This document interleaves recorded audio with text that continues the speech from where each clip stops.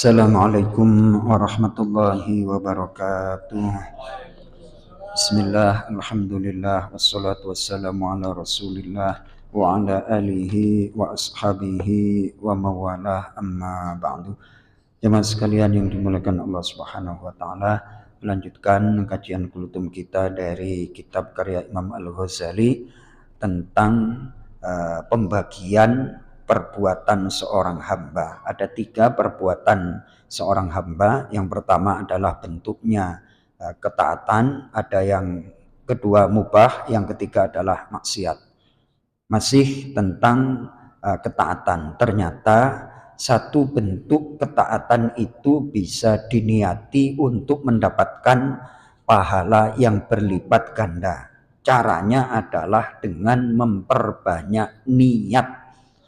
Dicontohkan oleh Imam Al-Ghazali pas banget contohnya, yakni satu bentuk ketaatan. Misalnya kita dari rumah datang ke Masjid Nurul Ikhlas, tujuannya satu adalah untuk memenuhi panggilan Allah, menunaikan sholat wajib berjamaah. Itu satu. Yang kedua adalah misalnya datang ke masjid untuk menunggu waktu sholat. Ada yang datang di antara kita itu sebelum azan, ada yang sesudah azan, kan masih ada jarak waktu. Nah, duduknya kita itu di dalam menunggu waktu sholat itu oleh Imam Al-Ghazali dianggap sebagai fayakunu fi sholatin, dia termasuk mendapatkan pahala sholat. Makanya Mas Toto, pertahankan datang sebelum azan. Ini saya mohon maaf, saya malu benar sama bapak-bapak, sama Mas Toto. Saya yang katakanlah dapat tugas untuk imam Pak Ketua, itu biasanya ada aja. Saya malu sendiri itu. Jadi selama Anda lama di masjid, potensi pahalanya semakin banyak. Jadi ketika Anda duduknya lama di masjid untuk menunggu waktu sholat, pahalanya pun semakin banyak. Yang ketiga adalah ketika kita di masjid, at-tarahubu bikaffis sam'i wal basari wal a'dha 'anil harakati wat taraddudat. Ketika kita di masjid adalah untuk menahan anggota badan biar tidak liar. Di antaranya adalah menahan pendengaran, mata, dan lain sebagainya, lisan, untuk terlepas kontrol lah. Jadi kalau kita di masjid itu untuk menahan diri biar aktivitas kita itu fokus untuk beribadah. Masalahnya kalau masuk di masjid itu kadang-kadang ya, yang namanya kita itu Pak, kadang-kadang niatnya buka WA, tapi kadang-kadang bablas itu ya Pak Delusar, itu WA dibuka, plusnya itu nonton YouTube dan seterusnya itu. Jadi liar. Nah, makanya harus diingat-ingat ketika kita di masjid, intinya adalah pembelajaran menahan diri anggota badan kita agar tidak liar.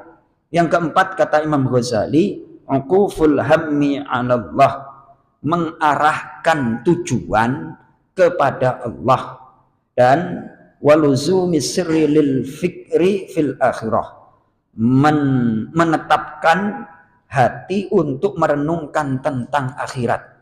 Jadi ketika kita di masjid, coba kita belajar sedikit demi sedikit untuk urusan, fokus untuk urusan akhirat. Masalah dunia ditaruh dulu. Masalah dunia bukan gak dipikir, ditaruh terlebih dahulu. Toh nanti kalau keluar masjid juga mikir dunia lagi, ya Mas Toto ya. Jadi ketika di masjid fokus untuk apa? Akhirat. Temanya juga yang berkenaan dengan akhirat. Nanti kalau keluar masjid Pak Pri, pikiran kita duniawi lagi. Benar Pak Pri ya? Jadi kalau di masjid itu fokuslah untuk akhirat, untuk akhirat. Yang ke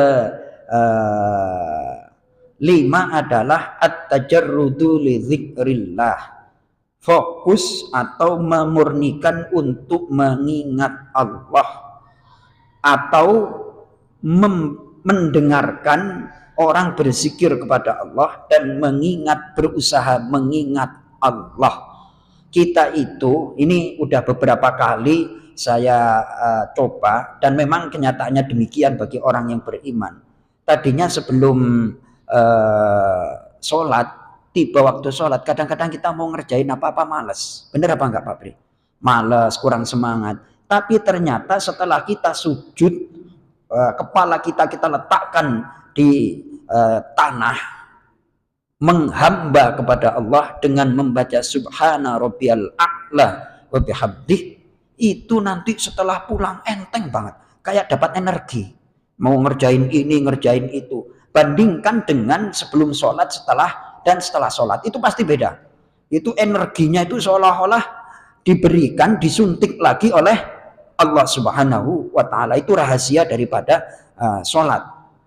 Kemudian yang keenam, keenam besok aja ya Pak Pri ya, ini sampai ke-8. Jadi ternyata di masjid itu bisa diniati dengan berbagai macam niat untuk melipat gandakan pahala. Apalagi, nah ini nanti ada sesuatu yang mubah, mumpung ingat, kalau kita makan, satu adalah untuk menjaga tubuh kita agar kuat beribadah, dan niati untuk jaga kesehatan. Niati apa? Jaga kesehatan. Ternyata orang kalau lagi malas makan atau nggak enak makan, ngundang apa itu Pak Pri?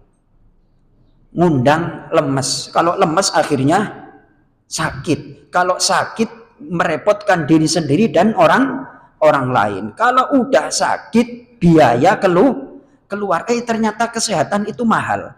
Maka dari itu bismillah, nanti kalau makan, ya Allah aku niat makan diantaranya adalah untuk menjaga tubuh, menjaga kesehatan, berikan kesehatan kepadaku dengan perantara makan. Insya Allah makannya diberkahi, insya Allah badan kita sehat sambil mensyukuri nikmat Allah. Apalagi kalau makannya pagi sore, di pagi sore itu ya kan, ketemu gimana kabarnya Pak Ustadz, nah, itu saya ditanya sama Pak Ketua Masjid, alhamdulillah baik, perasaan saya kapan saya diajak ke sederhana atau pagi sore. Mudah-mudahan besok saya nggak minta, cuman menyampaikan kalau saya diajak ya alhamdulillah. Ini bukan kalimat perintah dan juga bukan kalimat permintaan, bukan kalimat perintah, kalimat pertemanan, tapi kalimat beri. Seandainya saya diajak oleh Pak Ketua naik mobil ke pagi sore, alhamdulillah. Terima kasih. Assalamualaikum warahmatullahi wabarakatuh.